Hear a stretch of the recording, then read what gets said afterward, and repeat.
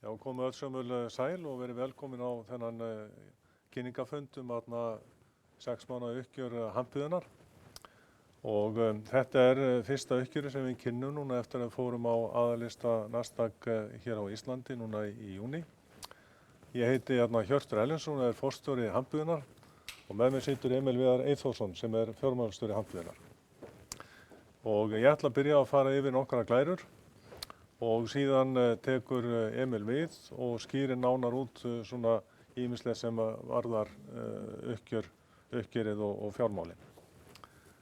En ég ætla að byrja á því að fara yfir helstu atriði í starfsemi núna fyrri hluta ársins. Og þetta búið að vera mjög sérstakt hálft ár fyrir okkur því að við gengum frá kaupum á félaginu Mörunót núna í byrjun febrúar eftir að hafa verið að semja það félag eiginlega allt síðastliðið ár. Og í kjölfarið að þá fórum við í hlutafjárútboð til þess að afla fjármagns til þess að greiða niður skuldir Mörunót sem eru eða voru allmiklar og til þess að auka við afkastagetuna og bæta við húsnæði í Litáen til þess að sinna þörfum samstæðunar fyrir auki vöruframboð á okkar eigin vörum. En það stór hluti af viðskiptamódeli hampiðunnar að framleiða eigin vörur, net og kaðla og með því þá náum við að halda allri virðisaukakeðjunni hjá okkur alveg frá því að við kaupum inn hráefnið þangað til skilum frá okkur fullbúnum trólum. Við fórum síðan inn á aðalista Nasdaq í kjölfar útboðsins og það var 9. júní. Og viðskiptin hafa verið virkilega lífleg síðan.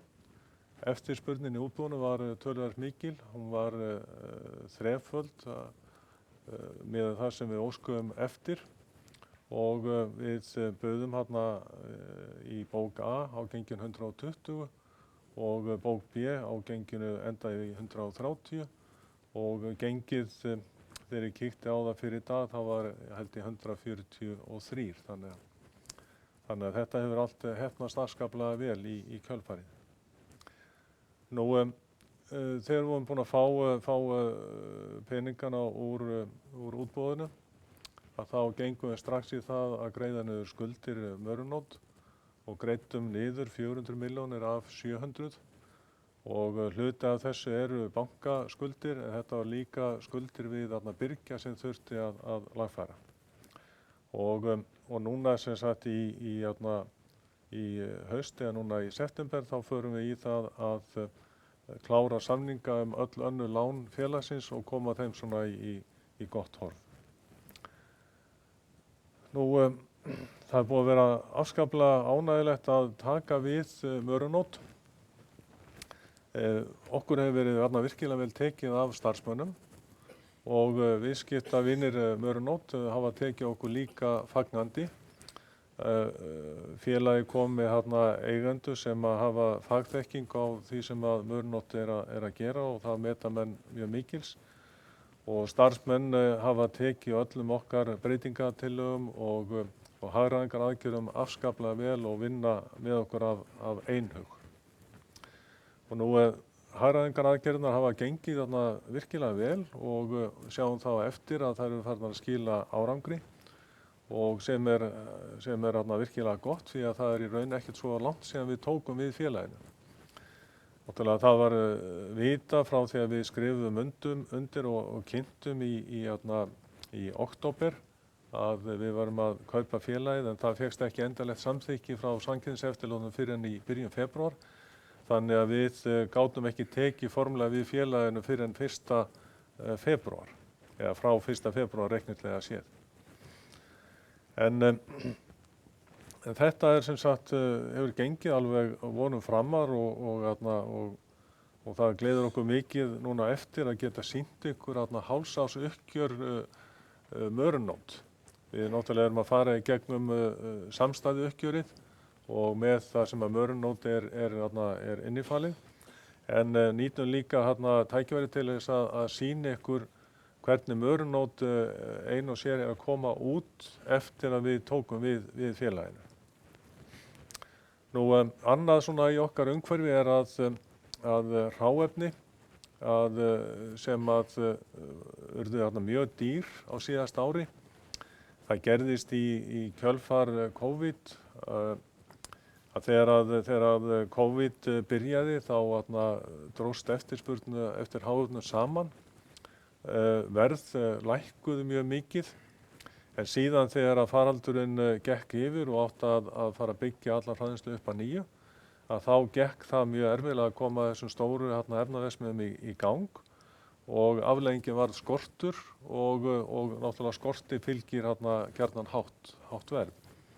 Þannig að verðið rauk upp úr öllu valdi. En síðan lagaðist þetta eilítið en þá riðust Rússar inn í Úkraínu og þá hófst annað hækkunarferli. En núna undanfarna mánuði þá þetta allt að lagast og hráefni eiginlega komin ofan í svona svipa það sem var fyrir faraldurinn.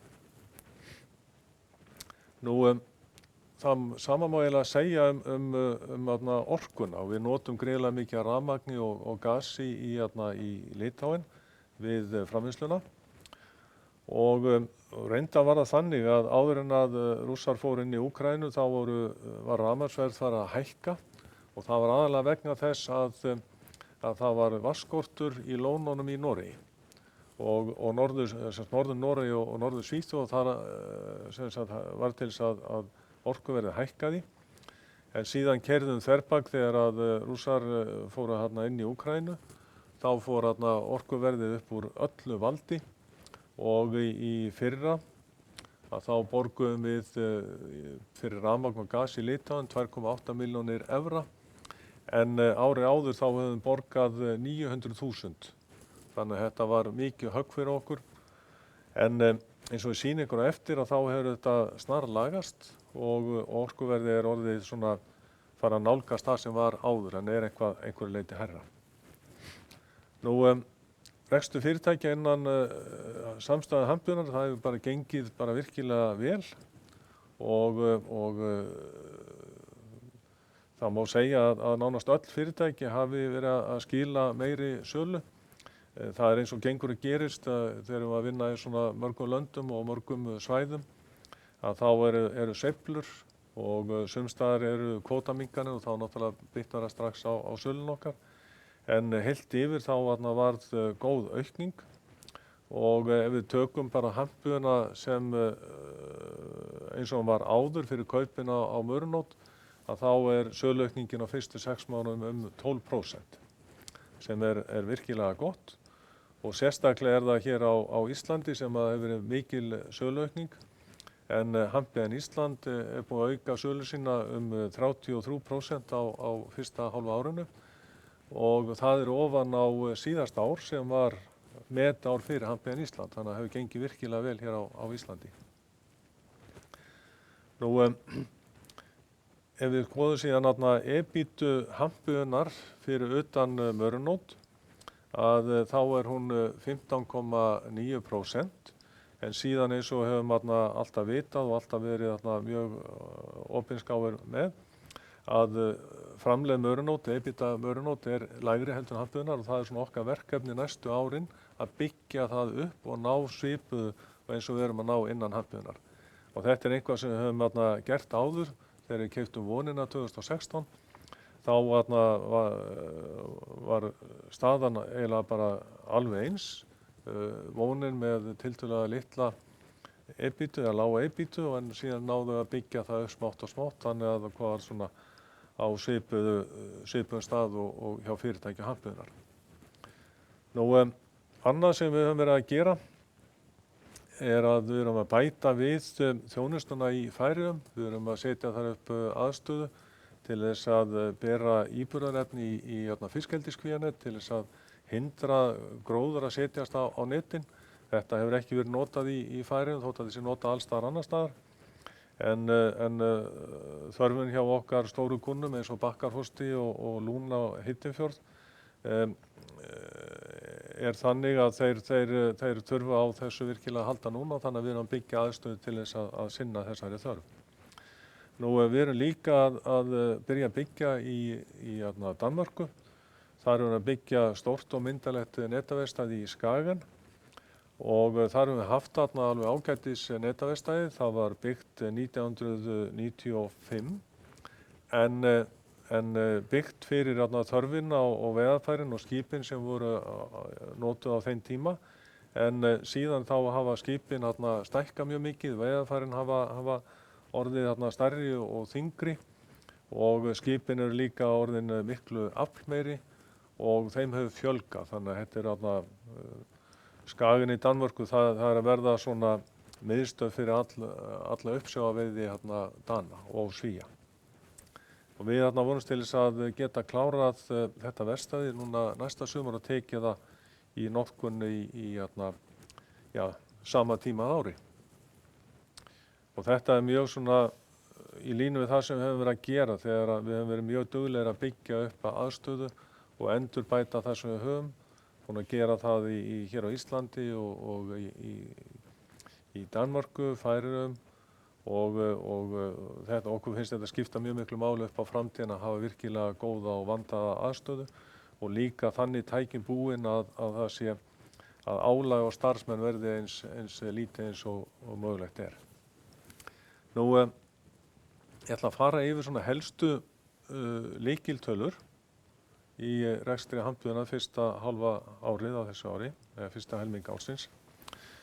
Og þarna sjáum við fyrst rekstrartekjurnar að þær urðu 166,2 milljónir evra en á sama tíma fyrir árið þá voru með 94,8 milljónir og söluaukningin hjá okkur nemur 75%. Og þarna bæði Mörunót að koma inn og salan hjá Mörunót líka að aukast og síðan eins og ég nefndi áðan þá söluaukning hjá handbúðufyrirtækjunum einnig að hjálpa því að hún var 12%.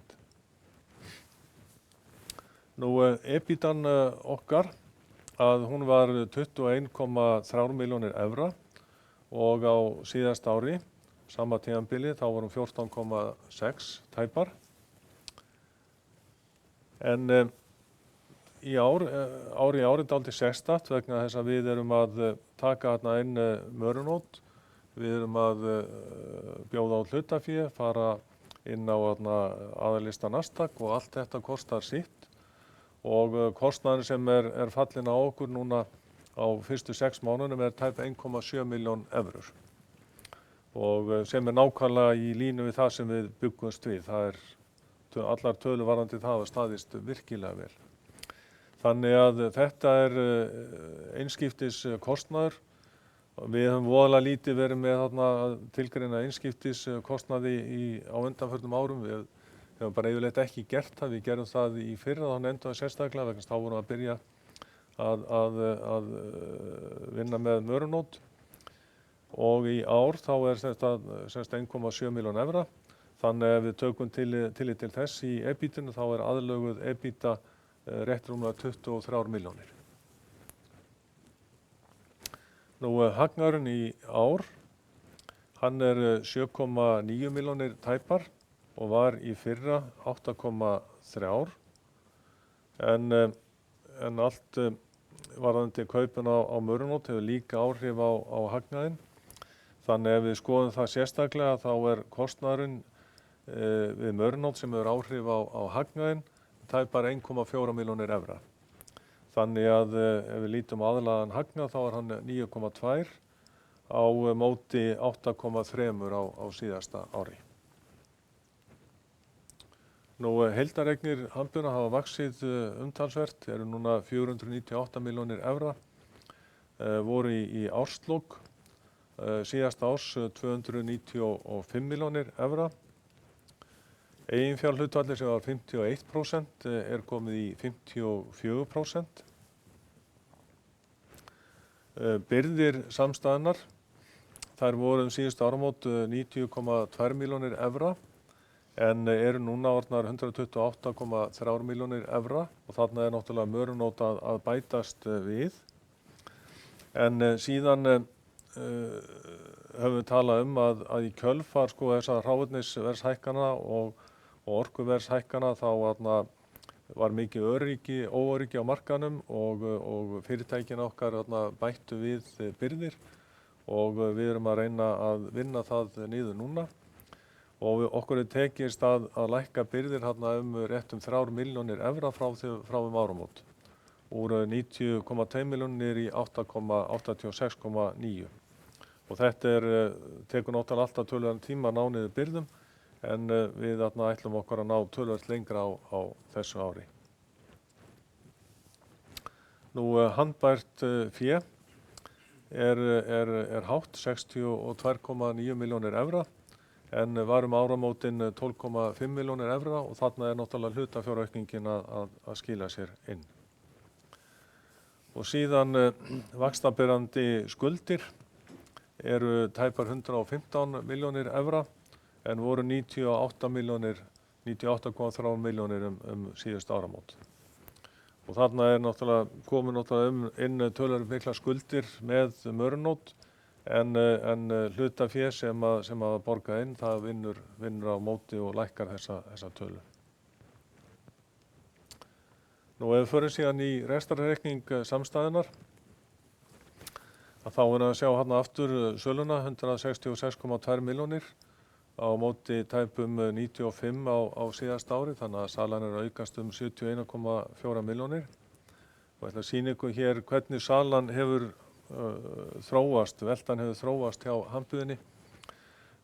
Undanfarin ár, við horfum allt aftur til ársins 2005 og þarna sjáum við að á hrunárunum þá dregst veltan eilítið saman samt ekkert mjög mikið og síðan tvöfaldast veltan aftur 2016, það þegar við kaupum Vonina í Færeyjum, þá Vonin með svipaða veltu og Hampiðan og við náðum því að tvöfalda veltu samstæðunnar og síðan hefum við náð að byggja upp veltuna og bæði með því að kaupa fyrirtæki og líka með innri vexti. Og við greindum þetta þegar við fórum í hlutafjárútboðið að þá var 60% af aukningunni var vegna kaupa á fyrirtækjum en 40% var innri vöxtur. Þannig að það ekki síður mikilvægt fyrir okkur. Og þarna sjáum við síðan súluna fyrir 2023 það sem að 75% aukning miðað við fyrir helming síðasta árs. En vel að merkja að vegna þess að við gengum frá kaupunum í byrjun febrúar þá kemur Mörunót inn í okkar samstæðu uppgjör frá 1. febrúar. Þannig að raunverulega þetta eru 5 mánuðir en ekki 6 mánuðir sem við erum að horfa á þarna. Og síðan má líka velta fyrir sér hlutfallinu milli þessara súlna, það sem við erum að selja fyrir hluta ársins og seinni hluta ársins. Og ef við lítum bara á síðustu 5 ár, þá hlutfallið nánast 50%. Við erum að taka jafn mikla veltu inn á fyrri hlutanum eins og á seinni hlutanum. Og breytileikinn því óskaplega lítill, þetta 1 eða 2 eða 3% sem að munar á milli ára. En síðan eigum við náttúrulega eftir að sjá núna með Mörunót hvernig takturinn verður í sölunni hjá þeim í haust en ég held að hann sé mjög svipaður og hjá okkur í Hampiðunni. Nú beinn framleiðslukostnaður, hann var 121,3 milljónir evra, var á sama tíma í fyrra 67,2, þannig að hann að sjálfsögðu að hækka með Mörunót. Og ég ætla að sýna ykkur hvernig hvernig hráefnisverð hafa þróast eins og ég var að tala áðan. Og við höfum haldið mjög nákvæma skrá yfir öll hráefnisverð sem við höfum verið að kaupa á alveg frá 2009, ég byrjaði á þeirri skráningu. Og þið sjáið að dökka línan sem í 100, hún í 1,38 eurum per kíló. Þetta meðaltalið til 2019.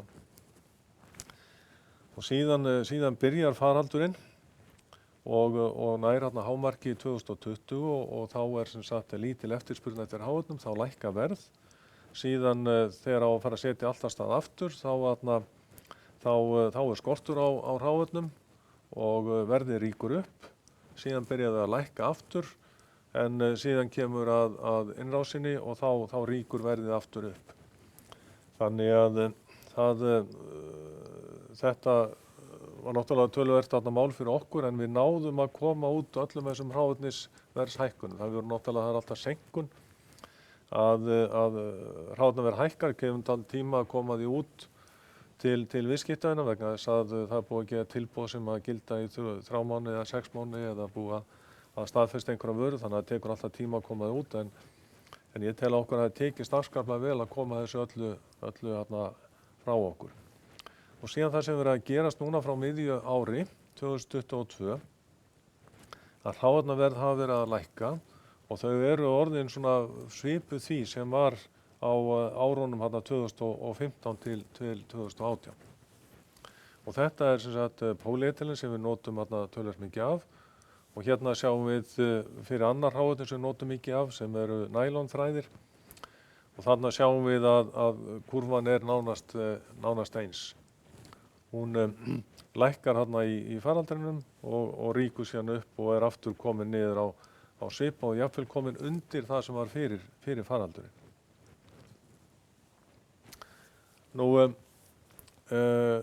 Framleiðin, hún varð 44,9 milljónir, 27% en var áður 27,6 eða 29,1%.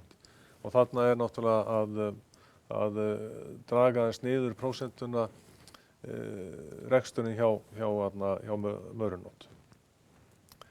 Rekstrarkostnaði á 30,1 var 16,7 og hluti af rekstrarkostnaðinum er orkan. Og þarna höfum við sett upp súlurit sem sýnir hvernig orkuverði hefur þróast. 2021 þá var það mjög stöðugt, bláa súlan er raforkan, gula súlan er gasið og gasið notum við bæði í framleiðslunni og líka til þess að hita byggingarnar okkar. Þess vegna sjáum við mitt ár 2022 að gasnotkun minnkar og það er bara einfaldlega vegna þess að við erum að nota minna af gasi til þess að hita húsin. En orkan sem við erum að nota 2021 að til samans þá var þetta 920.000 evrur og síðan byrja þessar gríðarlegu hækkanir og við endum með því að borga 2,8 milljónir fyrir orkuna 2022 og síðan þegar það kemur fram í janúar þessu ári þá snarlækkar rafmagnið og gasið fer líka að lækka mánuðinn eftir og undanfarnir mánuðir hafa verið bara mjög stöðugir í verði.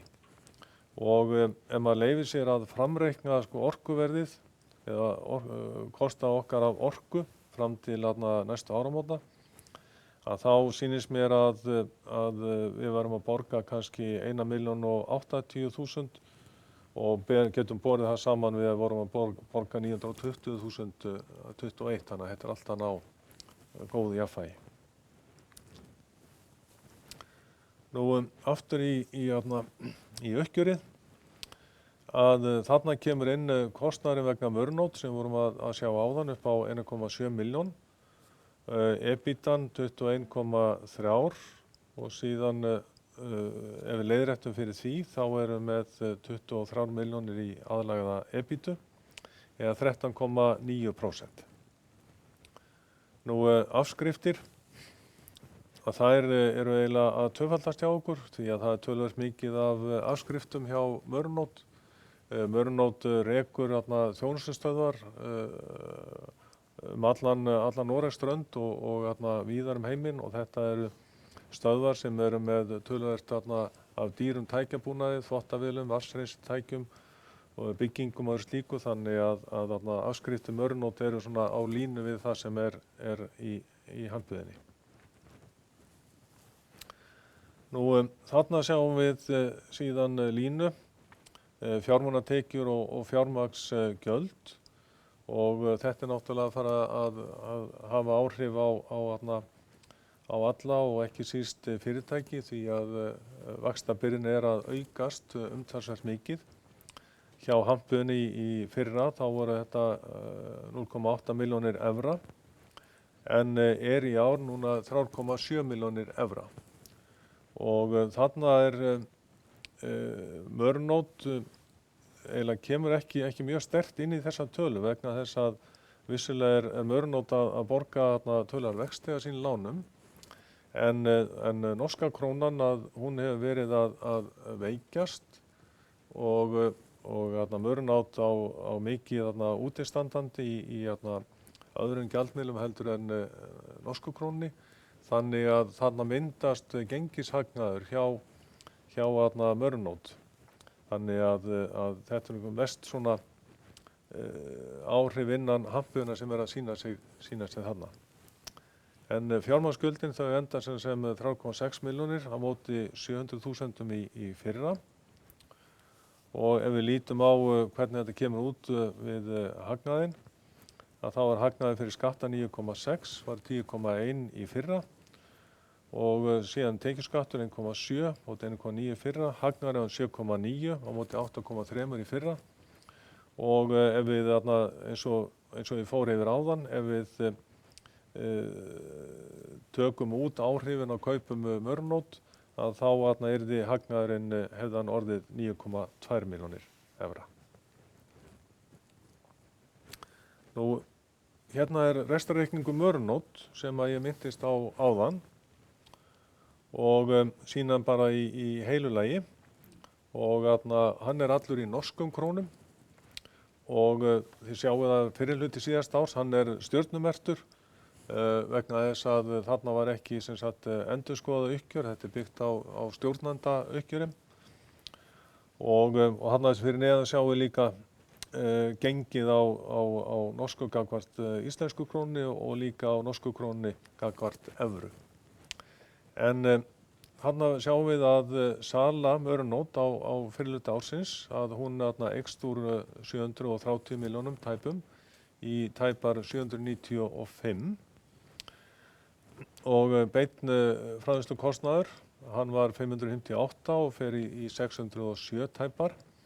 Þannig að framlegðin að aukast þarna á milli ára 16,4 milljónir. Og þið sjáum að prósentan á árunum, framleiðslukostnaðarprósentan, hún svipuð, var 23,5 og í 23,6. En síðan rekstrarkostnaður, hann að lækka og það út af hagræðingaraðgerðum innan Mörnót. Og það að skila 19,3 milljónum norskum. Þannig að EBITDAn sem var 30,5 milljónir, að hún var núna 76,2, fór úr 4,2% upp í 9,6. Það sem bæting þarna 45,6 milljónir. Nú þarna sjáum við síðan afskriftir Mörnót 57,2 milljónir í ár. Þannig að rekstrarhagnaðurinn, hann 19 milljónir á móti tap upp á 16,7 í fyrra. Og síðan kom þarna fjármálatekjur og fjármálaskuld, 3,7 í ár, var 17,7 ári áður. Hagnaður fyrir skatta, hann 15,2 en í fyrra var tap upp á 34,5 milljón. Og síðan eftir skatta þá hagnaðurinn 12,7 milljónir norskra á móti tap upp á 32,5 milljónir. Og þetta afskaplega ánægjulegt að sjá þennan árangur þessa niðurstöðu á fyrsta hluta ársins, fyrsta helmingi ársins. Því að það var svona okkar takmark á þessu ári að ná Mörnót upp á núllið í lok ársins. Þannig að við erum komnir þarna vel áleiðis með það. Nú, ætlum aðeins að fara betur í að greina EBITDA og hagnaðinn og sjóðstreymið og erum búin að byggja nokkra brýr og Emil ætlar að taka við og fara yfir það. Og síðan kem ég aftur á eftir og segi ykkur aðeins frá hormónum. Komið þið sæl. Ég ætla að fara svona yfir þessa, kannski að setja upp myndrænt hérna nokkra af þessum tölum sem Hjörtur fór yfir og ætla svona aðeins að labba í gegnum það. Hér sjáum við EBITDA-brú samstæðunar. Í þessari brú erum við búin að taka mörunót svona aðeins út fyrir sviga og EBITDA-mörunót birtist sem sagt bara í einni tölu. En við sjáum að EBITDAn á sama tíma í fyrra var 14,6 milljónir evra tæpar. Tekjur eru aukast 11,4 og framleiðslukostnaður eykst að sama skapi 8,6 milljónir evra. Rekstrarkostnaðurinn er að hækka 2,2 milljónir evra og skýrist það að stæðstu leyti af þessum einskiptiskostnaði sem fellur á okkur út af kaupunum og skráningunum upp á aðalmarkað. EBITDA mörunót kemur síðan inn í EBITDA samstæðunar. EBITDA mörunót á þessu tímabili 6,1 milljón evra og samtals EBITDA í reikningum okkar fyrir 6 mánuðina 21,3.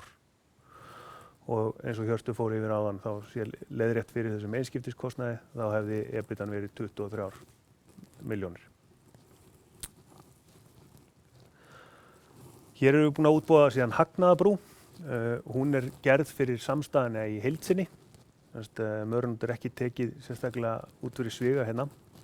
En þá sjáum við að hagnaðurinn fyrir 6 mánuði í fyrra nam 8,3 milljónum tæpum.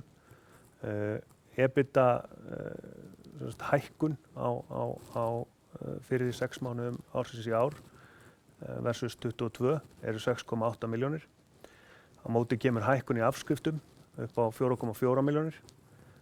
Fjármagnsgjöld eru hærri sem nemur 3,8 milljónum.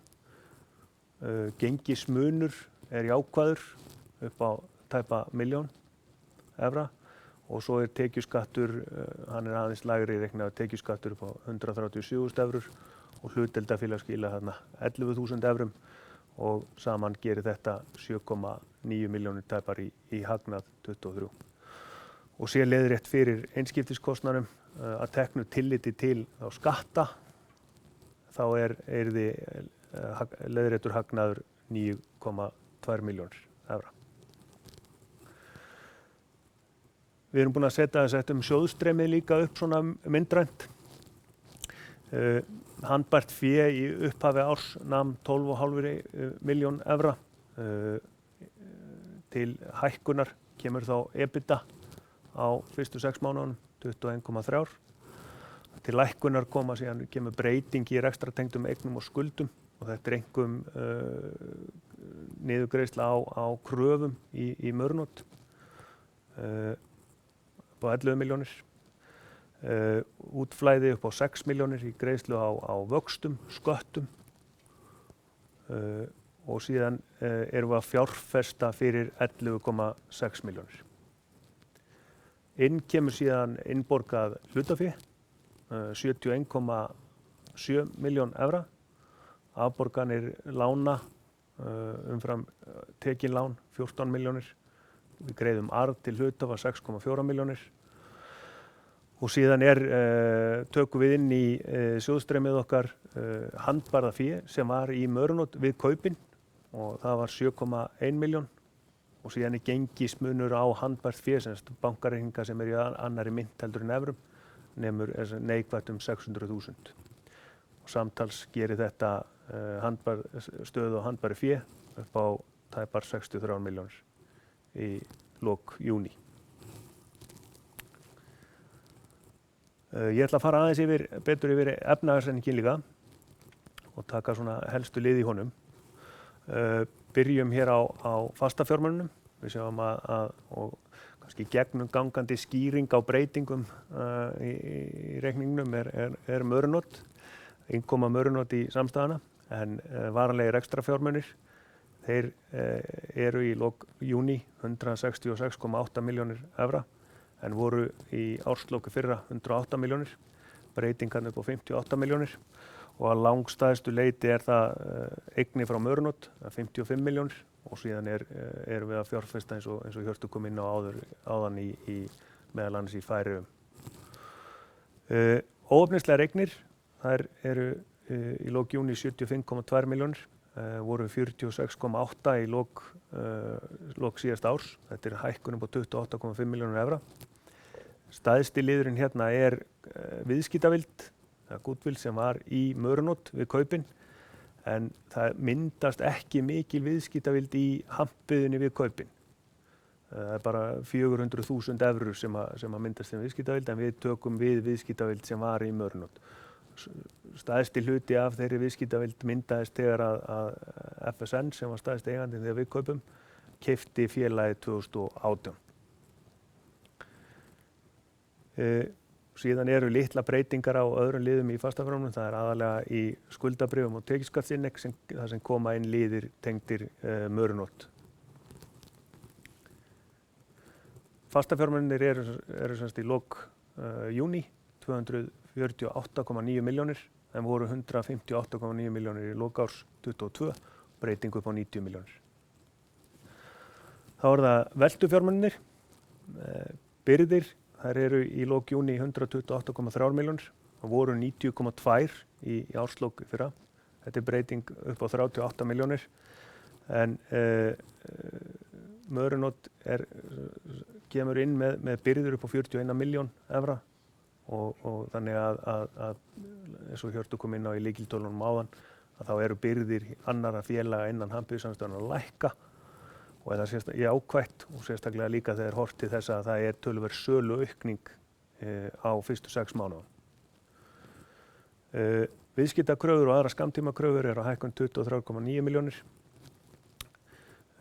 Aftur er stærsta skýringin Mörunótt og síðan er handbaraféð 62,9 milljónir og var 12,5 og þetta er aukning upp á 50 milljónir og þarna er innborgað hlutaféð í byrjun júní sem að telur staðist inn. Heildareignir 497,9 milljónir og var 295,5 í árslok 2022, hækkun upp á 202,4 milljónir.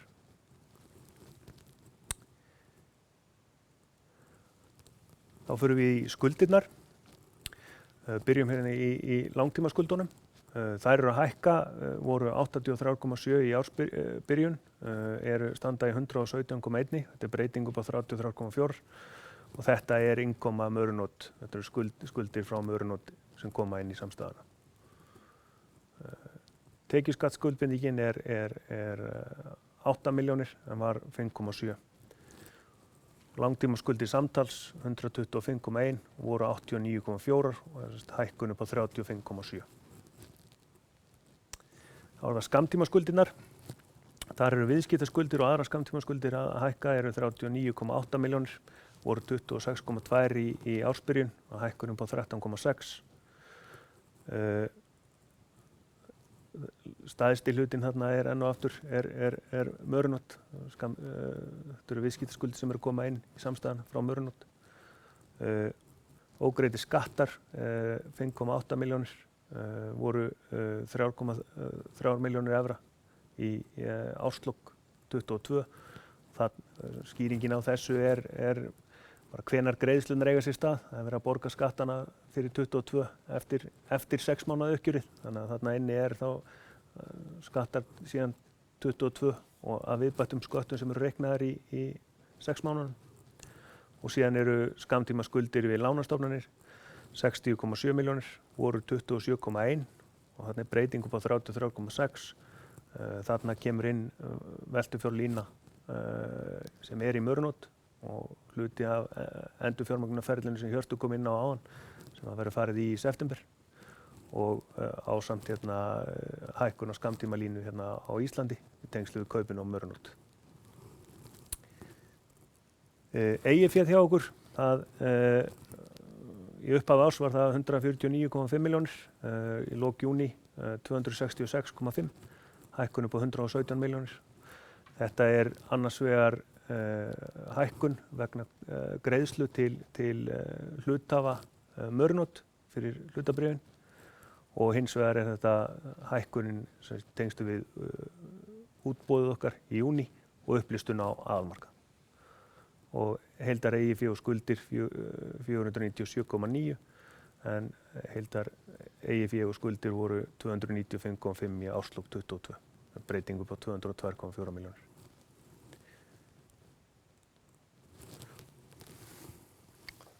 Já, þá ætla bara að segja ykkur aðeins af horfunum, hvernig okkur líst á komandi mánuði. En hjá félögum innan samstæðan þá verkefnastaðan alveg ágætt og bara mjög svipuð því sem hún hefur verið þarna undanfarið. Nú, þetta hlutafé sem að okkur tíðrætt notum við sjálfsögðu til þess að greiða niður skuldir Mörunótt og það kemur til með að lækka vaxtabyrðina í Noregi þegar núna á seinni hluta ársins.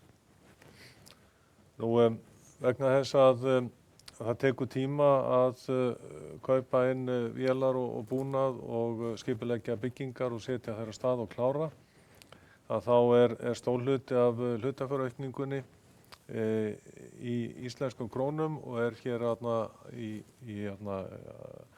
ávöxtum. Við erum með mjög góða vexti á þessari upphæð og þetta kemur til með að hjálpa í gegn vaxtabyrðinni sem verður núna áfram í haust. Nú, síðansta hagræðingaraðgerðir sem að við erum byrjaðir með hjá Mörnótt, að það tekur alltaf töluverðan tíma að fá árangur af þeim. En það mun skila sér í auknum máli eftir sem að líður á árið og líka á næsta ári og þar næsta ári.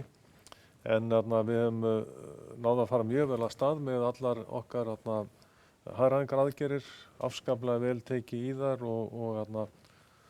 og þetta ferli sem við erum farin af stað með hefur verið mjög árangursríkt. Nú, orkuverðið, að það eins og við komum inn á áðan, að þá búumst við því að haldist bara svipað og hefur verið og hráefnisverðin við búumst ekki við öðru heldur en þau haldist stöðug og framboð alveg í prýðilegu jafnvægi. Þannig að þetta svona eins og við sjáum næstu mánuði og búumst ekki við neinum sérstökum breytingum í rekstrinum.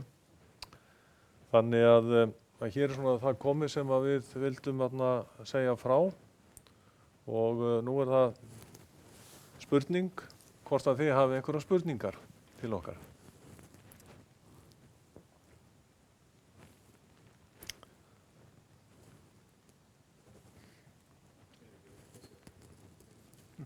Jó, gerðu það endilega.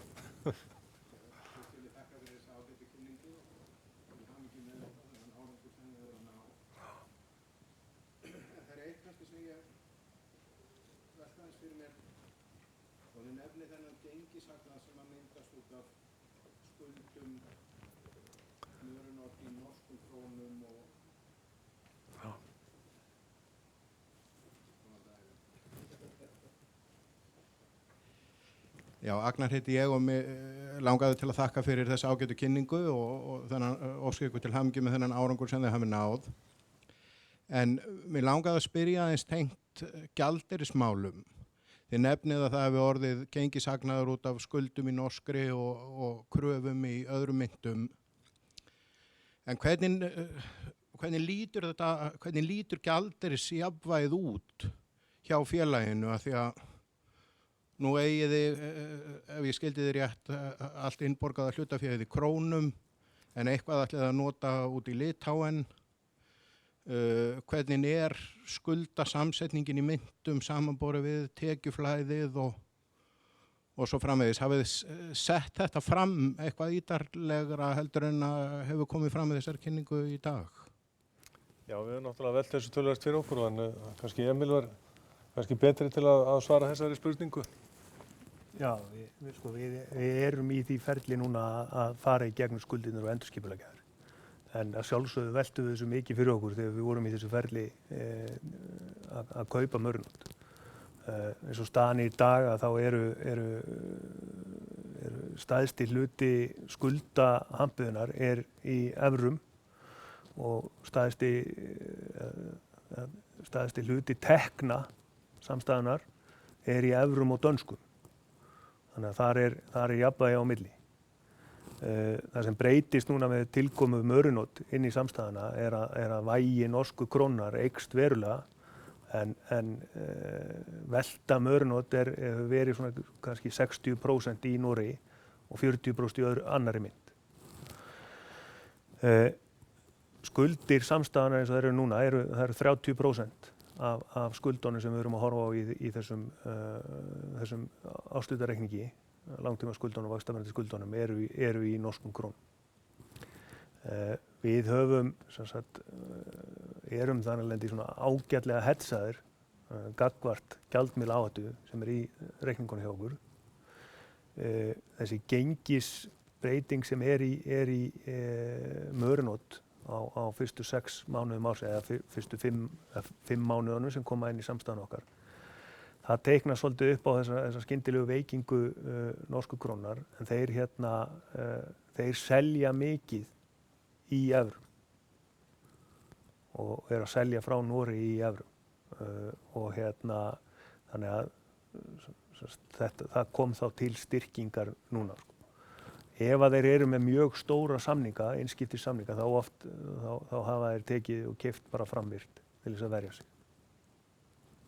Þannig ég veit ekki hvort að þetta svari spurningun en þetta er stöðugt verið að velta þessu fyrir sér og við reynum eins og við getum að matsa og reynda að matsa skuldir við þannig að það er svona styðji við eignastruktúrin og tekjuflæði.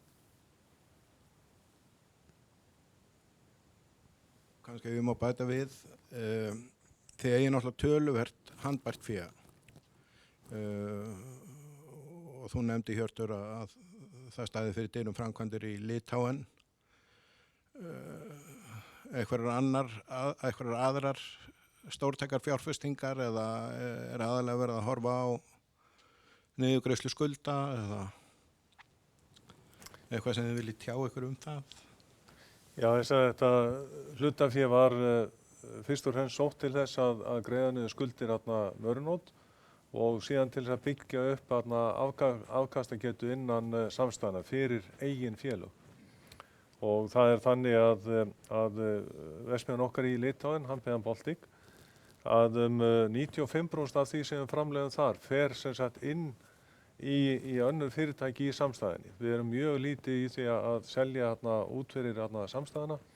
Við viljum hafa okkar eigin sérstöku vörur fyrir okkar fyrirtæki og núna með stækkun samstæðina með Mörunótt að þá er að skapast stór innri markaður sem að við viljum endilega ná til okkar því að Mörunótt hefur að stærstu hluta verið að kaupa sín efni utanfrá. Og síðan náttúrulega þegar við förum að byggja hann slíkt þá kemur betur í ljós kostnaðurinn. Við náttúrulega reyndum að áætla þetta eins vel og við gátum. En síðan er þetta allt dálítiðum breytingum háð en þetta er sem meginstefnan hjá okkur.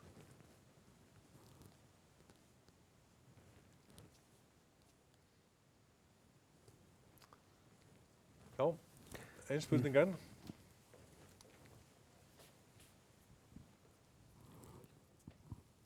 Takk, bara örstutt. Mér langar bara að heyra kannski eitthvað viðbrögð við hvernig samþættingin gengur með við hvað þið áætluðuð áður en þið keyptuð Mörunótt.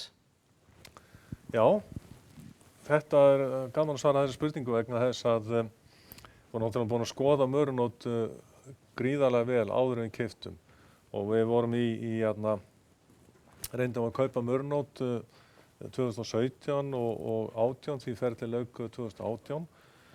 Og þá náttúrulega kynntumst við fyrirtækinu afar vel og síðan höfum við fylgst með mjög vandlega síðan þá og núna fengum við tækifæri til þess að semja kaupin og þá gátum við kafað enn dýpra heldur en áður og við erum til dæmis búin að heimsækja allar starfsstöðvar Mörunótt.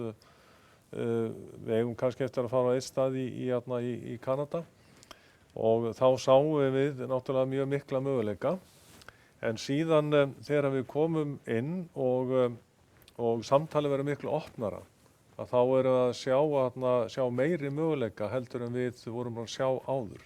Þannig að það er búið að vera mjög jákvætt og ég man ekki eftir neinu sem að kom okkur á óvart í hináttina. Þannig að þetta hefur verið virkilega gott og gaman semast að geta séð svona nýja möguleika og það er líka svo gott hvað allir eru mikið með okkur. Það er svo mikið ánægja en að Mörunótt hafa fengið okkur sem eigendur sem eru fagaðilar í veiðarfæriðnaði og í fiskeldi í staðinn fyrir að eigandinn er semst ótengdur þessu starfsviði Mörunótt. Þannig að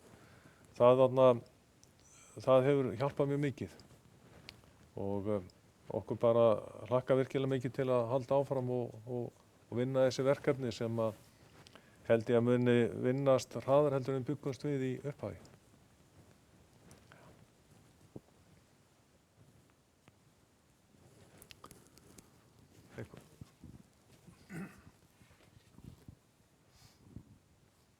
Já, góðan daginn.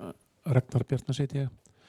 Mér langaði að forvitnast hvort að stríðið í Úkraínu sé ykkur áhrifavaldur annarkvort eða myndi hætta eða þá að það myndi aukast.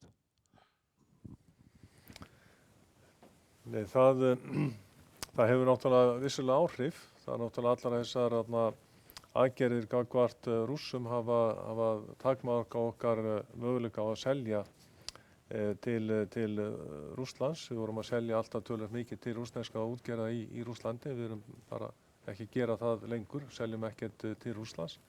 En við seljum hins vegar til rússneska útgerða sem er að koma inn til evrópskra hafna og það er sem sagt allt leyfilegt og löglegt. En ég held að ef þessi staða í Úkraínu leysist, að þá held ég að það muni taka töluvert tíma að byggja upp svona það traust sem var byrjað og búið að byggjast upp. Ég held að allir fari dálítið varlega í að sækja mikið inn til Rússlands en vissulega við erum höfum þjónuðst að fyrirtækin þar vel áður og vonandi kemur þessi staða til með að lagast og lífið fari aftur í sinn farveg. Var þetta nægilegt svar fyrir þig? Já.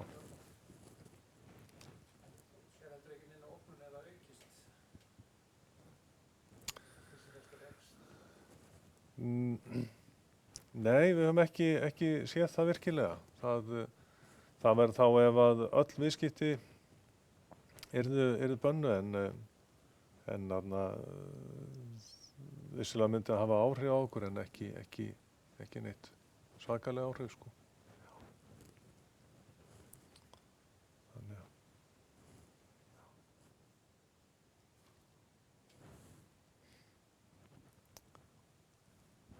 einhverjar fleiri spurningar?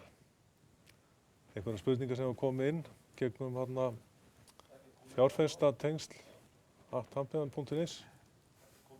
Okay. Eitthvað fleira sem ykkur langar til að vita? Nú ef svo er ekki þá bara þakka ég kærlega fyrir komuna og hafa hlusta á okkur. Takk fyrir. Takk.